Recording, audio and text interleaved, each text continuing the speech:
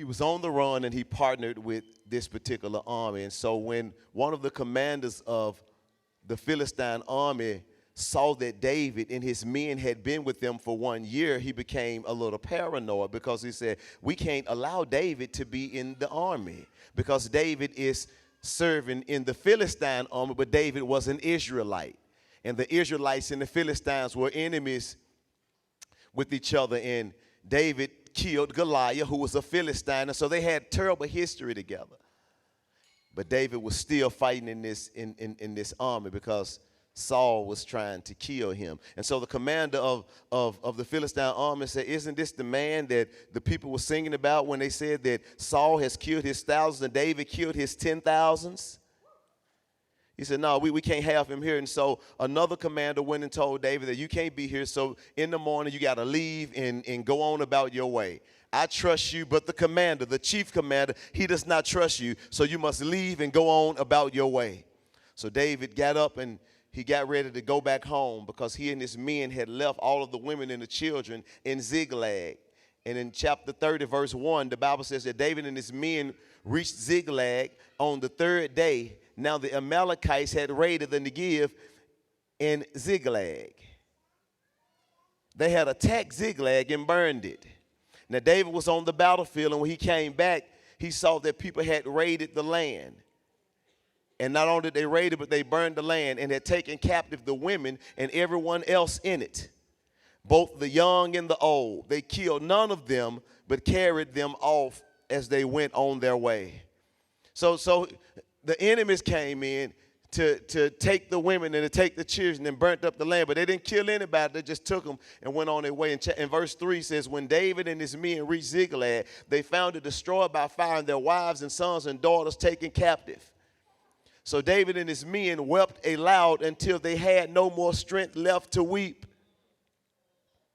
They came and they saw this and they wept aloud. I don't know about you, but have you ever been through a situation where you cried so much that you didn't even cry any tears anymore? You cried all of your tears and you was just crying. There wasn't no tears coming down because you had cried them all out. I don't know about y'all. I mean, some of you cried day after day after day to where I don't even have any more tears to cry anymore. I done cried my last tear yesterday. And so the Bible said these grown men, they came back and their children gone. They came back and their wives gone. They came back and everything was burnt up. So they wept aloud until they had no more strength to weep. We didn't even get strength to cry, man. You see, that kind of feeling, you just lay in the bed. I can't even cry. Just lay in the bed. I don't want to get out of bed. I just lay in the bed and say, Some of y'all ain't never been through nothing, but some of y'all have been through some pain, and you get in the bed and all you got to say is, Because it keep playing over and over in your head. Maybe you lost somebody. Maybe you lost a job. Maybe you're sick in your body. Maybe you don't like the circumstance that you're in, and all you can say is,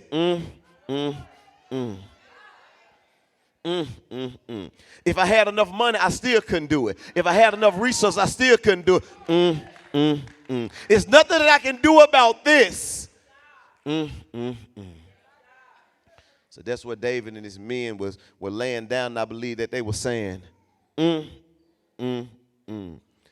David, 2 wives.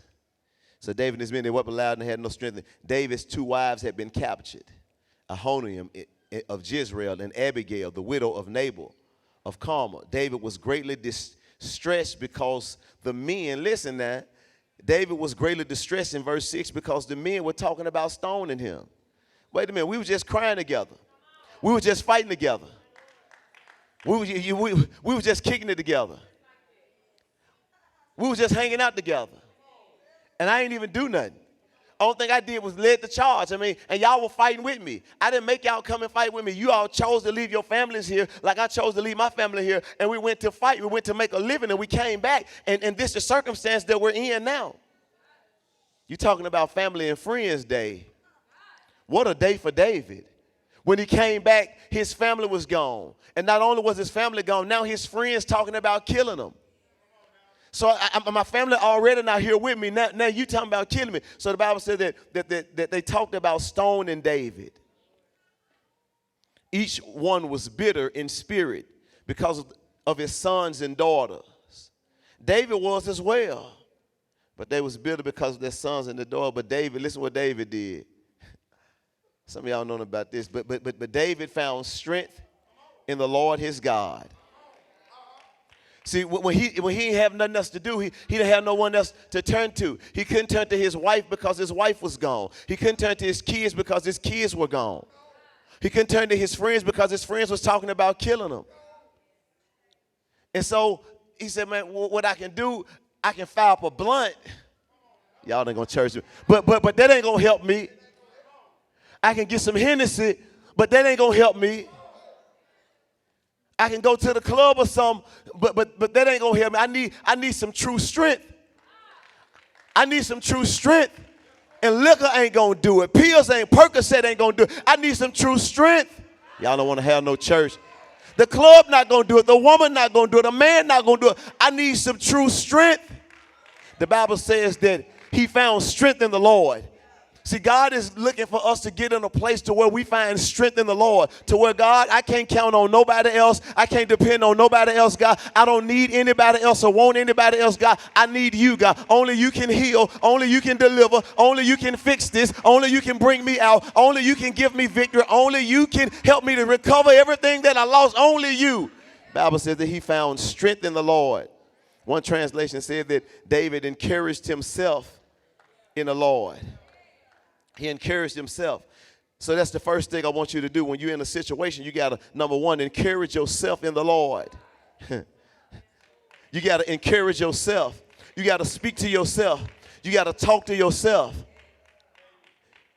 You got to say, yeah, you know what, God, I know this is what I'm going through. I know he left. I know she left. And I'm feeling like nothing. And I'm feeling like dirt. And I'm feeling like, God, less than. And I'm feeling like, God, I'm incompetent, God. And I'm feeling like a loser, God. I'm feeling like a failure, God. I must be a failure, God. I'm feeling like this, God. But when you get to that point in your life, you got to start having some healthy self-talk and encourage yourself in the Lord and say, God, I know what your words say about me, God. So I got to walk around. I got to pace. I got to go up and down and speak what you say about me, God. Because if my mama don't encourage me, or my cousins don't encourage me, and my wife and my sisters don't encourage me, I got to stop looking for encouragement from everybody else and start encouraging myself in the Lord. I know I can make it, God, because you on my side. If you for me, God, then who gonna be against me, God? I am not just a conqueror, but I'm more than a conqueror through you that love me, God. I am an overcomer. I got to encourage myself in you. That's all I got. And sometimes that's all you need. God, I encourage myself in you. I'm looking for it from other places, but I can't get it from other places, God. Facebook can't do it. Instagram can't do it. TV can't do it, God. I got to encourage myself in you. Got to encourage myself in you. Some of us walking around here and we depressed, and God is looking for you to self-medicate and that's encourage yourself in him. Don't look for other people. You looking for the preacher. You looking for the prophet. You looking for the man of God. You got to sometime encourage yourself in the Lord. Sometimes they ain't going to answer the phone. Sometimes your prayer partner is not going to text you back. You got to have a prayer life and encourage yourself in the Lord. You got to speak the word and lay hands on yourself. You got to get some oil and put some oil on your own head, because sometimes God will put you in a situation where it's nobody but you and God. And what are you going to do then? You got to encourage yourself in the Lord. Sometimes people are not going to have the words for you. They're not going to know what to say or how to articulate your pain. They're not going to scratch you where you itching, but you know where you itching. And you got to encourage yourself in the, stop looking for people to do it and look to encourage yourself in the Lord. I got to encourage myself.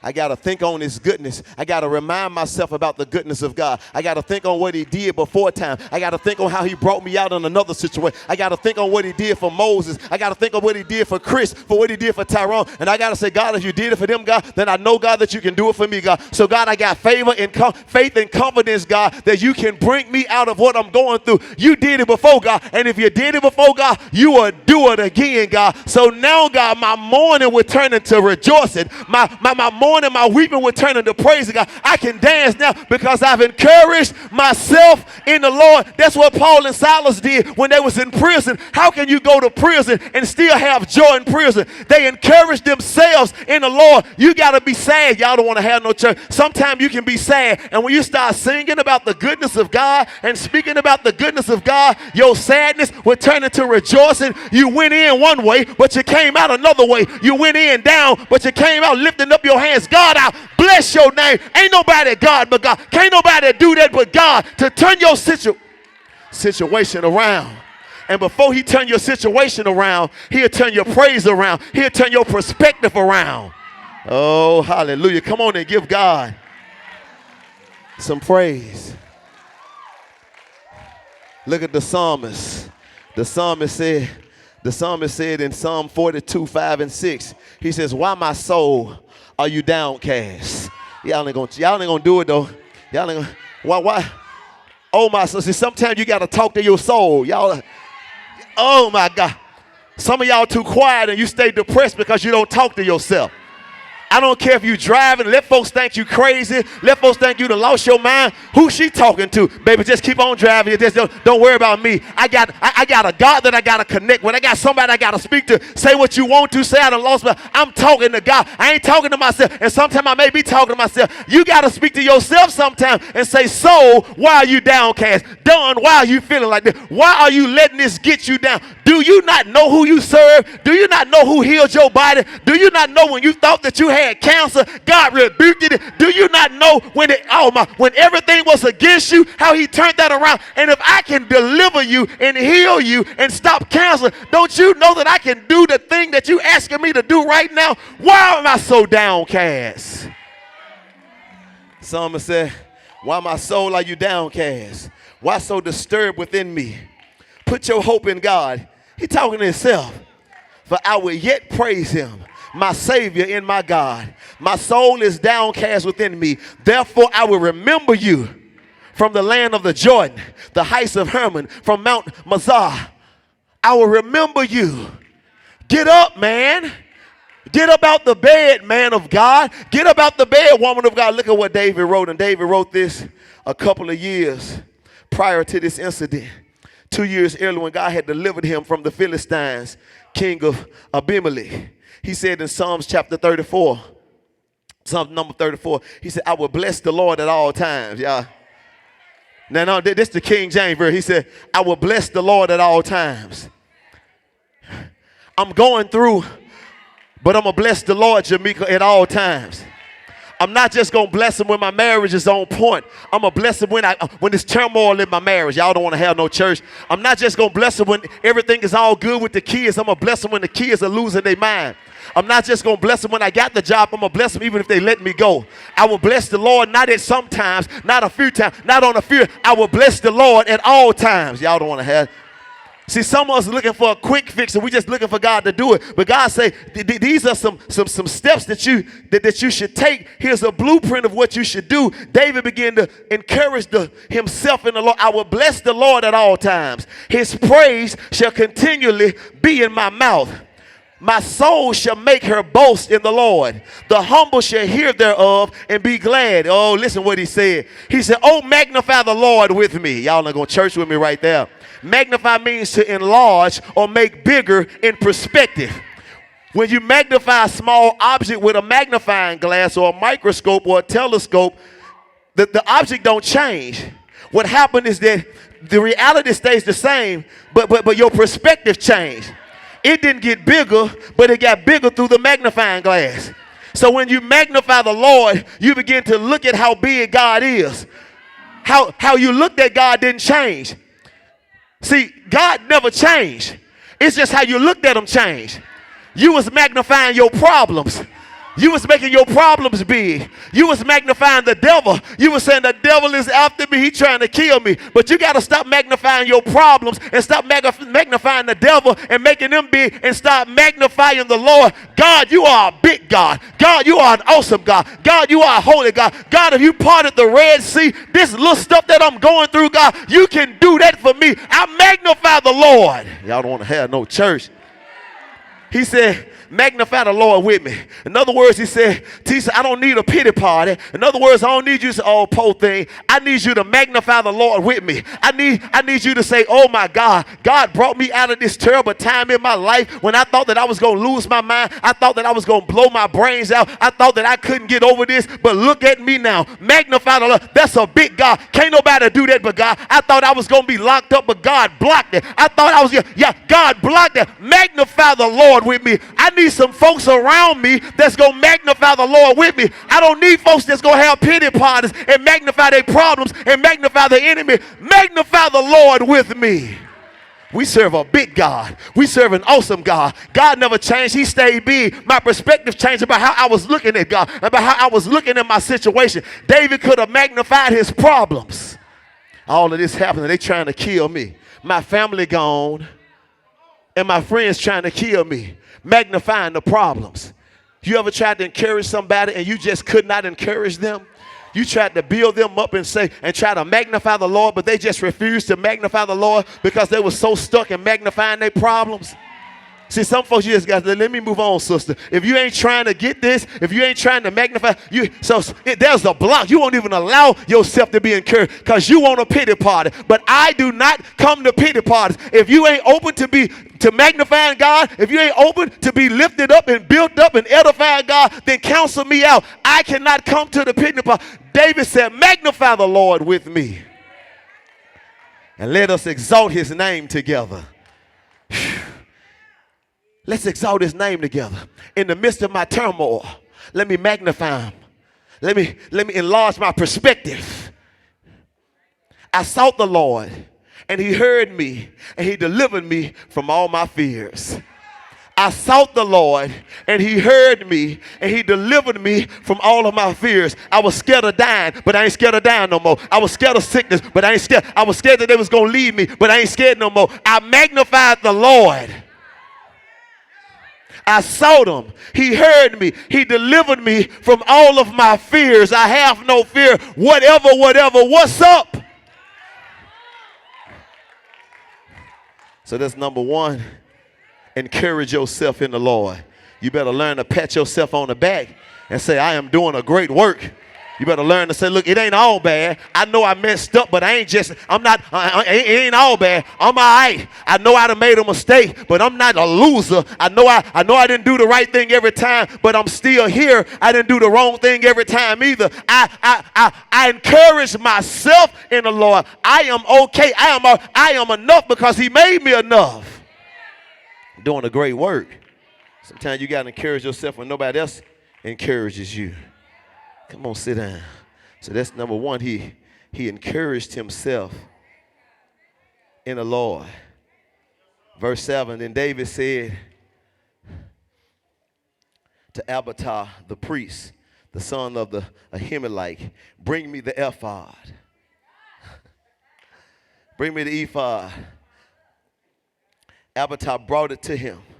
Because the second thing, he encouraged himself in the Lord. And when you're at a place that you don't know what to do, you got to encourage yourself in the Lord. Y'all better get this today. Are you depressed when you're in a situation? You better not let them get the best of you. See, sometimes you got to pull back and you just thinking God going to bring. You got to encourage yourself in the Lord. So David encouraged himself in the Lord. And the second thing he did, he sought God. So you got to seek God. And David inquired of the Lord, shall I pursue this raiding party? He encouraged himself. Now let me go ahead and get in my prayer closet and ask God, should I pursue this raiding party? Should I go after them? Will I overtake them? Pursue them, he answered. You will certainly overtake them and succeed in the rescue. So he began to seek God, and God gave him instructions. So I got to encourage myself in the Lord. I got to seek God. And then the third thing I got to do is I got to act in obedience and do what he tell me to do. Look at verse 9. And David and his 600 men with him came to Besor Valley, where some stayed behind. 200 of them were too exhausted to cross the valley, but David and the other 400 continued the pursuit. So they began to move. Now, Sister Sherelle, God didn't tell them everything and how it was going to turn out, because God don't give us all of the instructions at one time. We asking God to do something, and oftentimes he give you a little bit. I'm going to give you a little bit. Go to this block. So God, I want you to tell me how to get to the speaker. And if you don't hear clearly how to get to the speaker, some of us never move. But the real, look, he don't move like that. He say, look, this is what I want you to do. I want you to move to the block. And some of us say, God, I don't want to move to the block. I want to move to the speaker. So you fighting with God and trying to negotiate with God. But he don't want to negotiate. He don't want to rap about that. He wanted to know, are you going to be obedient in these instructions that I just gave you? Because I need to know that I can trust you with a little bit. I need to know that I can trust you with the instructions that I give you. You want the whole map, but I'm going to give you just a little bit. You just be faithful and move to this block. And when you move to this block, then I give you further instructions. Now go to the left 2 times. Now go to the left 3 more times. About face. Now keep moving. See, but you wanted God to just, God, take me from here to there and give me all the steps. Listen, God is not in the business of giving you all the steps at one time. Sometimes he may do it. If he do it, bless his name. But oftentimes he give you little by little. Abraham, I want you to go and sacrifice your son Isaac. I'm not going to tell you or show you anything until you sacrifice your son. When Abraham went to sacrifice his son Isaac, now I'm going to show you the next thing. Abraham, go to a place. Go to where? A place where I'm going to show you. When he got to the place, now I want you to go back to where you came from. Now he went back to where he came from. Then I'm going to take you to where I said I was going to show you in the first place. But if he wasn't obedient in the first step, then God couldn't have showed him the second and the third step. Some of us are still stuck in the same spot because we won't move when God tells us to move. You got to be obedient with the instructions that he give you. So he told him, look, go. You're going to recover it all. So you got that promise. So that's what you need. That's what we got to depend on, just the promise of God. And when you got the promises of God, then you just got to say, God, look, I'm taking these steps, God. You said this, and God, that's all you showed me right now.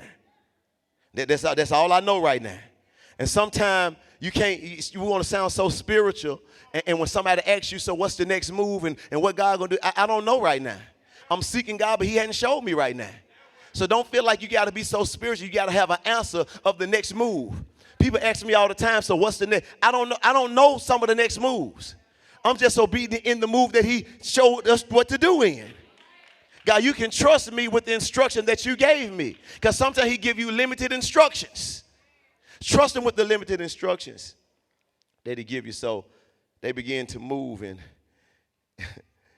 listen, he encouraged himself in the Lord. He began to seek the Lord.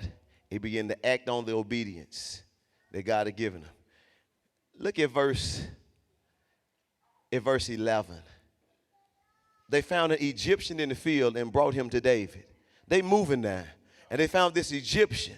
Because God getting ready to connect the dots.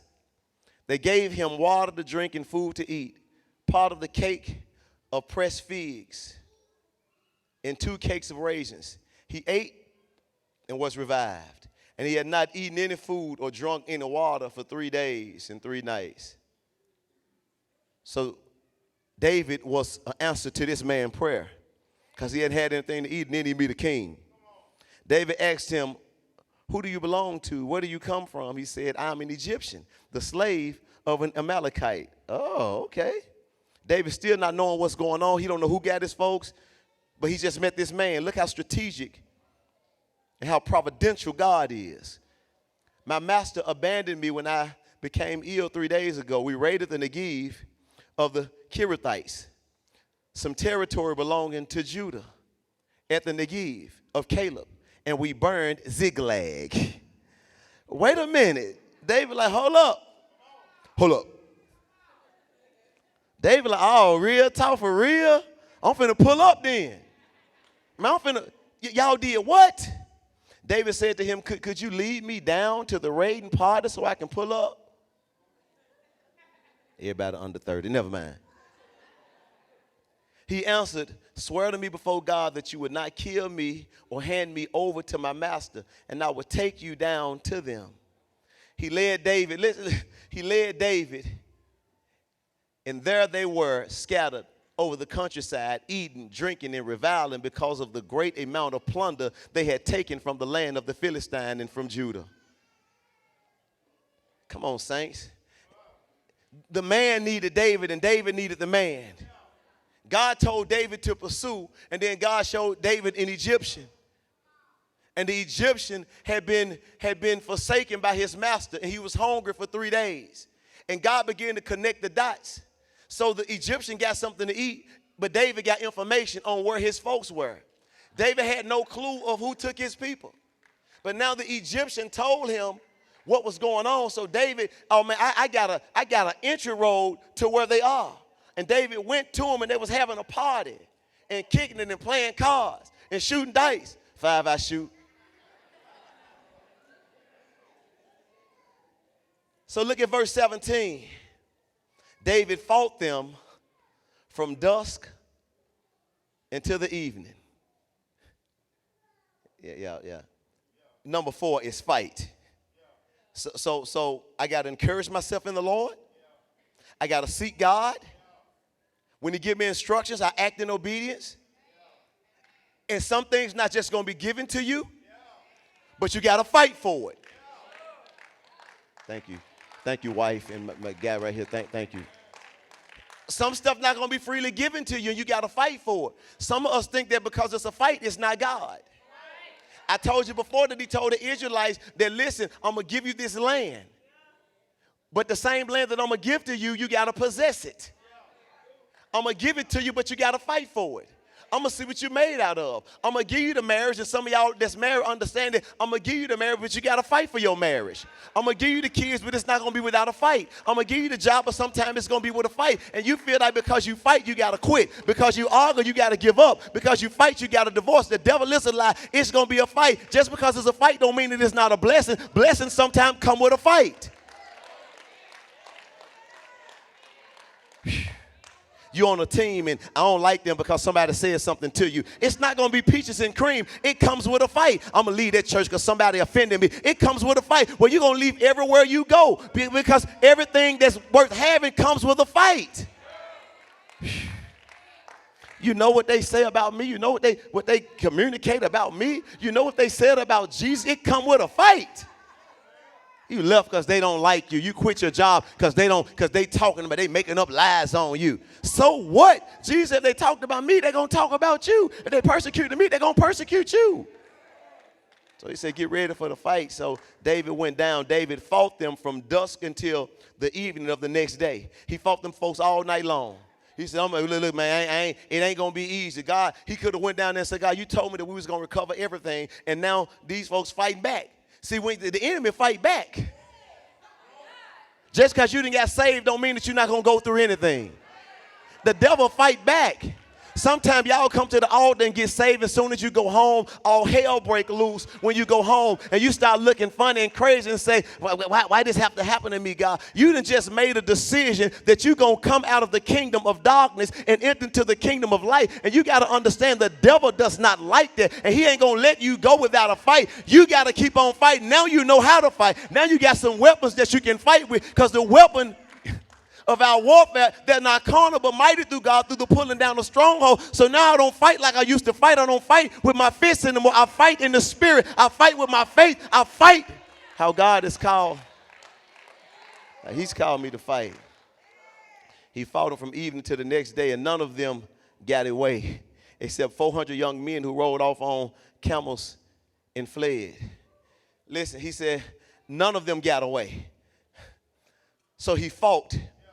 You got to fight. I'm in it for the long haul. We know about a situation that we addressed pertaining Brandon Weber a couple of weeks ago, a month ago, that was killed. And we took the initiative to be involved in that situation. It happened right around the corner from us, down the street from us. And we took the initiative to be involved in it and to minister to the family. And sometimes people felt some kind of way about that. And how y'all gonna do this? And how y'all he done did this, and he shot somebody down there. He shot some, and people gonna talk. Now they talk about a lot of the good that we do, but people talk, and they started talk. We see people all the time. Oh, we see y'all in the community, everything that y'all doing in the community. But when we did this, it was some people who really rejoiced in it because they understood the importance of it. And I believe this is what Jesus would do. But there's some people who, I can't believe this, and how y'all gonna do this? But that come with the turf. We don't bag down because people got a problem with it. When you're effective, people going to have something to say. It's when people are not talking when you need to start being concerned. They ain't never saying nothing about you, so you just going with the flow every time. Sometimes you got to buck a little bit. Jesus didn't just go with the flow. He didn't just go with status flow. He kicked against the religious tradition. He came against, this is a mess what y'all doing. Sometimes you got to go against the grain. And not just to go against the grain, but when you're doing kingdom work, Paul said, be not conformed to the pattern of this world. The world has a pattern. And if nobody's ever checking you or saying something to you, then maybe you're going along with the pattern of this world. But when you're going against the pattern of this world, the enemy is going to get upset and his little imp's going to have something to say about you. And when they do it and you get a little depressed, you got to pick yourself up. And remember, I got to encourage myself in the Lord. I am not doing this for him. I am not doing this for applause from people. I am doing this for applause from my God. I am doing this because God has called me to do this. You gotta fight. Look at verse 18. David recovered everything. Oh, that's number 5, y'all. Recover all. Recover all. David recovered everything. After a series of events came, because when you get in a situation and you get in a spot, sometimes you don't want to talk about this kind of stuff because you feel some kind of way about how God allowed this kind of stuff to happen in your life. See, it sounds good on Sunday mornings, but when it hits you during the week, the same excitement that you got now, you don't really have that excitement because real life kick in. And during the week is a little different than Sundays. But you got to remember this. Even as the preacher, it hit me different. But I have to remember what God said on Sunday and what God said during my devotion. I have to remember that and bring God into my situation. So this is what I'm going through. This is how I'm feeling. And I'm feeling down. And I don't know what to do. And I don't want to get up. And I feel like giving up. I got to encourage myself in the Lord. I got to seek the Lord. I got to act in obedience to the Lord. And then I got to fight. And once I fight, then I can recover everything that I lost. Verse 18, David recovered everything that the Amalekites had taken, including his 2 wives. Nothing was missing, young or old, boy or girl, plunder or anything else they had taken. David brought everything back. He took all the flocks and the herds, and his men drove them ahead of the other livestock, saying, this is David's plunder. Everything that was taken from him, he went and recovered it. Everything that the enemy stole from him, he went and got it back. He went and got his family back. He went and got his wives back. He went and got his kids back. He went and got his plunder back. And then he got some extra back when he went back and got that. He got double for his trouble. Everything that the enemy took from him, God recovered everything. Listen, it's a family affair. So we have to understand something about David. About David. David made some bad decisions in his life. He made some real bad decisions. Like one decision that David made in his life, and a lot of us know about this, that David slept with Bathsheba. He saw her on a rooftop bathing. And one decision that David made led to a spiral of consequences in his life. One decision. He saw her. He lusted after her. He asked her to come where he was. He slept with her. He got her pregnant. He tried to cover up the pregnancy by having her husband to sleep with her. Her husband didn't sleep with her, so he had her husband killed. So he committed adultery and tried to cover up the sin and had her husband killed. And so the prophet came to David and told David that, listen, you have sinned against God. And David repented of his sin. But just because he repented of his sin didn't mean that he didn't have any consequences of his sin. Y'all didn't hear that, y'all. Just because he repented and God forgave him, there was still consequences behind what he did. The Lord said the sword should not depart from your house. So it's going to be some damage that's going to take place in your house and in your family because of what you did. Because of how you live, because of that one moment. You allowed that one moment to dictate certain things in your life. You allowed that one moment. You blew it in one moment, one hot moment, one lustful moment. You blew it and you lost yourself in that one moment, and it caused a ripple effect in your family. The child that Bathsheba was pregnant with ended up dying. One of David's sons raped one of David's daughters. One of David's other sons ended up killing one of David's other sons. And Absalom killed Amon. Amon raped Tamar. And Absalom rose up against David and took the kingdom from David. All of this took place because of what David did. Absalom slept with David's concubines on top of the roof. He said, listen, you did this in secret. This is the word of God said, David, because you did this in secret, God said, I'm going to expose you openly. You slept with her behind closed doors, but I'm going to expose you by allowing this man to sleep with your wives on the top of a roof.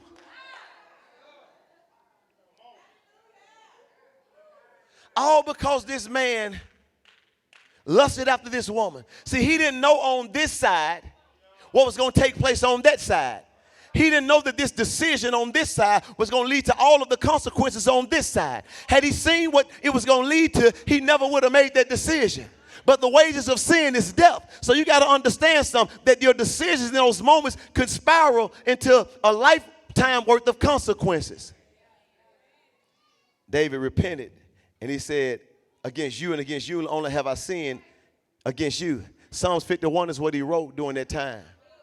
So the Bible said that it communicates that David never messed up in that fashion again.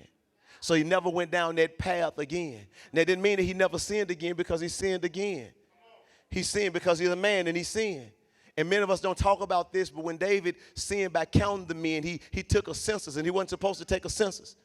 And we don't know if it was because of the pride that he had, that he wanted to count the men and maybe communicating the confidence in his army. But God didn't want him counting the men. He wanted him having confidence in him. So God sent the prophet to tell David, because you did this, there's going to be consequences that's going to take place in your life. Now you have a choice. You choose between the consequence that you want. Number one, for 3 years. For 3 years, there's going to be a famine in the land for 3 years. Do you want that? Or do you want 3 months? You turned in the hands of the enemies for 3 months. You'll be running for your life for 3 months, being in the hand of your enemy. Or do you want there to be a plague in the land for 3 days? David chose the 3 days. He didn't choose the 3 days because the time was shorter, but he chose the 3 days. He said, because I don't want to be turned into the hand of the enemy, because they won't have any mercy on me. God, I want to be turned into your hand, God. If you're going to send the plague, God, then it's all good, God. I want to be left in your hand. I know I got to deal with the consequences, God, but as long as you're with me. Look at what David said. Look at what David said. David said, when David saw the angel, because the plague meant that people had to die. And the angel of the Lord came and killed 70,000 people. 70,000 people in 3 days. When David saw the angel was striking down the people, he said to the Lord, I have sinned. This is a man after God's own heart. He repented and said, I have sinned. He said, I, the shepherd, have done wrong. These are but sheep. Y'all ain't going to church with me. I, the shepherd, have done wrong. These are but sheep. What have they done? Let your hand fall on me and my family. He said, God, bring it on me, God. Let whatever happen. That's what a true shepherd does. He said, protect my sheep. Don't let it happen to them. But whatever happens, let it fall on me and my folks, God. This is a man after God's own heart, who even when he messed up, he got it right with God. God is calling us, people of God, to be everything that he has called us to be, to stand up and understand that we choose our actions, but we don't choose our consequences that come with it. One act of disobedience can lead into a whirlwind of sin. But one act of obedience can lead into a whirlwind of blessings. Again, what are you bringing into your home? What are you bringing into your house? I'm going to leave you on this note.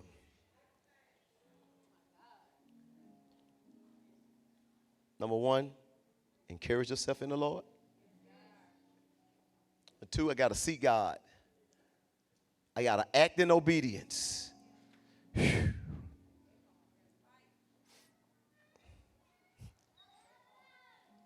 I got to fight. Then I can recover it all. Look at somebody and say, don't stop fighting. Some of you done lost your fight. You done got the wind knocked out of you and you done stopped fighting.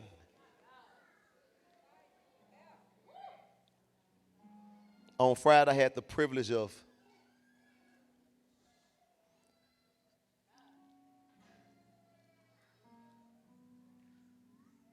leading the charge in my mom and my stepdad renewing their wedding vows. They were married for 24 years.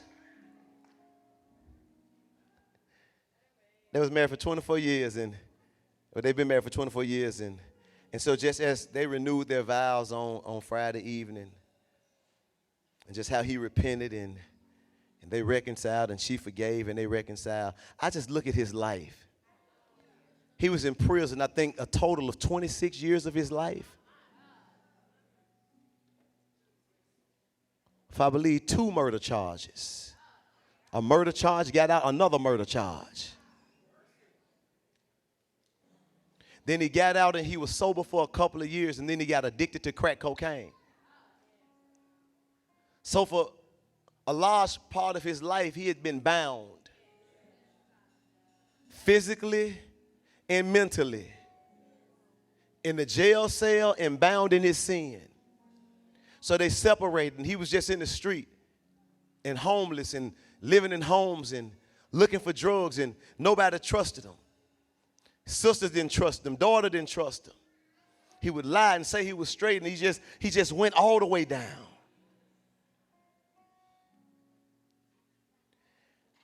And he approached my mama last year because he got clean last year. Amen. And he told me about the process, Trish. He told me about how he got sick of himself and how he would have a check on the first, and then his money would be gone. He'll get another check on the third, and his money would be gone probably like the next day. But he got tired of himself. And I believe he had to encourage himself in the Lord and say, I am better than this. This is not who God called me to be. This is not what God called me to be.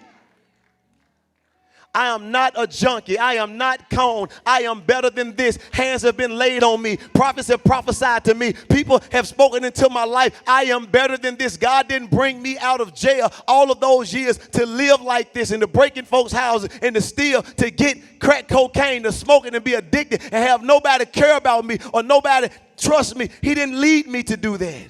He didn't bring me out to be that man. Encouraged himself in the Lord and began to seek God. And then he acted in obedience because he was clean. And then he started approaching my mother. Now, my mama said that I'll never in my life get back with this man.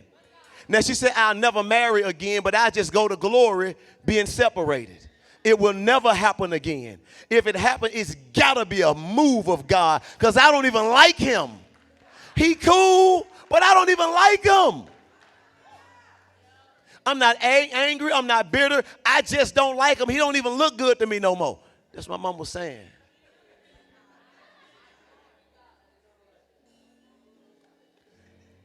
He approached her. He sought God. After he saw God, he began to just do, I believe, what God was telling him to do. He wasn't too aggressive, but he started fighting for his family back. He started fighting for his wife back. And see, when you save, you fight a little different. He wasn't overbearing. He wasn't pushing her and like, hey, you're going to be with me. I'm your husband. And you hear what the pastor said, to death do us part. He wasn't doing that. And she would pick him up from a shelter and bring him to church.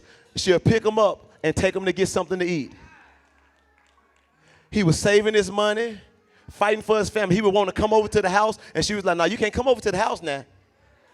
I'll be cool with you, but I'm taking you back to this room, to this shelter. And I was letting her know, Mama, if you're not going to be serious with this man, then don't lead him on. I'm not leading him on.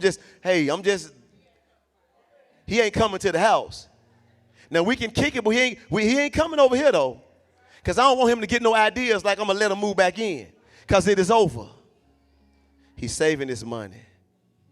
He went and got his teeth fixed. Y'all don't have no church. Y'all don't have no church. Y'all ain't gonna have no. She ain't even want to look at him with them things. Never. Yeah. He started moving in the right direction. I'm not gonna rush the process. You want to take me back home? I'll go back home. You want to take it slow? I'll take it slow. He said, because I know I messed up. However long you need, I'm going to give you that amount of time. Because I know I was out there and I messed up for years. For over 10 years. Was not there. But I'm fighting for my family. Because this is what I want. And there were certain things that she needed to see in order for her to allow him to come back.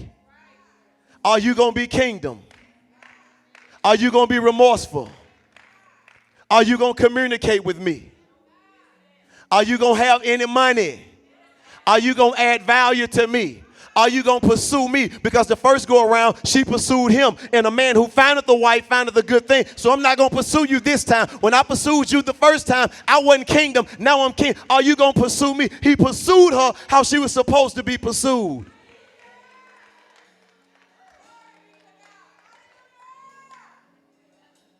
And he worked his way back in. And God touched her and changed her heart. And she let him back in. And he holding his own. And he got some change in his pocket. And he got some work. And he got a place to stay. And he got a truck now. And he reconciled with his sister. And he reconciled with his daughter. And he reconciled with his stepsons. And this is what God does. God restored everything that he lost and gave him even more. He gave him a church home. He's serving at the church. God is a restorer. God will restore back to you the years that the locusts and the conquerworms have eaten up. I don't know what kind of situation that you are in. I don't know how your family situation is looking. But God will restore it back to you. You just got to keep on fighting. You got to keep on seeking God. You got to keep on acting on obedience. And you got to encourage yourself in the Lord. And God will recover everything that the enemy took from you. I don't know what he took from you. If he took your peace, if he took your joy, if he took your marriage, if he took your children, if he took your job, if he took your resource, I don't care what he took. You got to be patient. He was patient. He didn't say, well, if you ain't going to do it, I'm going to go and give me somebody else. Sometimes I felt sorry for him. But he knew what he was doing. You can send me home as long as you want to. I'm not going to divorce you. I'm going to do everything in my power to get you back. And I looked at Friday what God did in this marriage, in this situation, how he brought it back together. And if he can bring that dead situation back together, he can bring your dead situation back together. I don't know what's dead in your life. I don't know what you've given up on. But get up and encourage yourself in the Lord. And go and fight for it. We serve an awesome God. If there's anybody that want to make Jesus your Lord and Savior, I want you to come down now.